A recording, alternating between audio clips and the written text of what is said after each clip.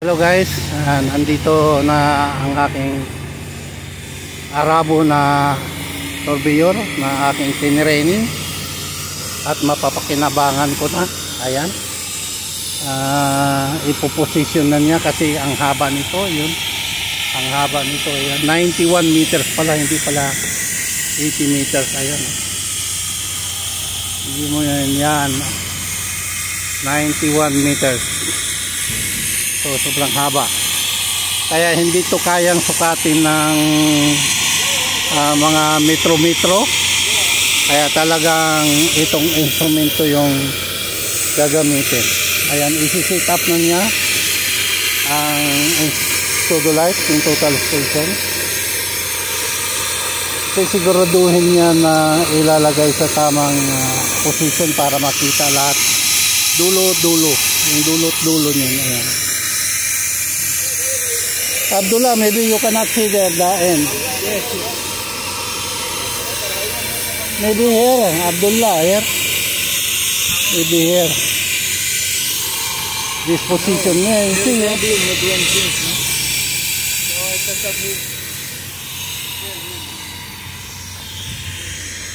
Okay. So you can see from there to there, huh? Oh, remove the, cable, huh? Very dangerous. Very dangerous. By mistake, if they pull that one, then your instrument will be damaged. Little remove that cable away. Yeah, that one, no? Little this cable. This cable, my friend, can you push little there out? Or pull little out there, because that is danger. You put properly in the position, that one, huh? If this is slipped down, then problem.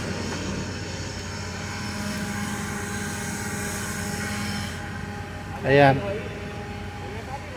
Ayan yung aking masipag na surveyor na Arabo.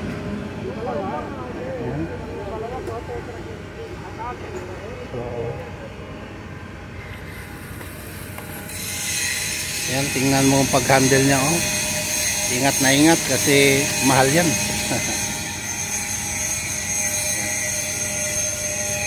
Si-set up na niya ang instrumento.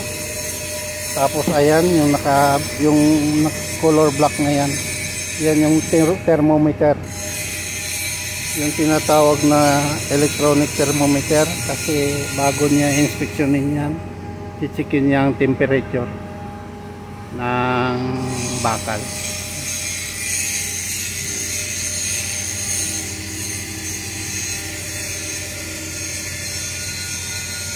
At least napapakinabangan ko na rin siya. Pero maraming natanggap na sa akin bago natuto. So kailangan ko silang disiplinahin. Kaya ko yung patamad-tamad. So kailangan na maging dynamic sila, hindi sila static. Ayan, oh. Nag-i-input na siya ng data para alam niya kung alin yung sinek niya, pag-extract niya ng ng data diyan sa memory card. Ayan, tinitry na niya ng This guy is the number 1 foreman here in heavy welding line. So bali dito pala, dito yung sa kabila, ito yung area ng mga deck. Ayan. At least nakikinabangan ko na itong taong to, Arabo to. Masipag din, eh. Is coming, like, so how much the 28? There is no infrared. I cannot see infrared, huh? No, it's different. So 28.3 degrees centigrade, huh? Okay. So guys, ang standard ng temperature para walang expansion ay 20 degrees centigrade. Guys, tingnan niyo yun. Ayan, yun, may ilaw doon. Ayan, ayun. Ayun, nakikita niyo yun. Yun yung infrared na pinupokus ng aking surveyor para makuha ang total length. Ayan, may ilaw yan.